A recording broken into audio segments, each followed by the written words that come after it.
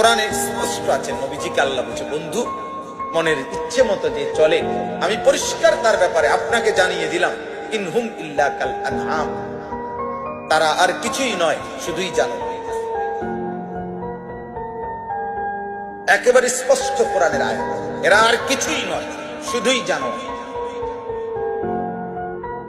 আল্লাহ তাআলা কোরআনে বলছে,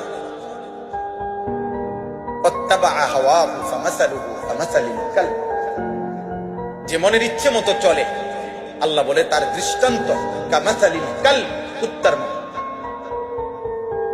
কালবুন অর্থ কুত্তা, কুকুর।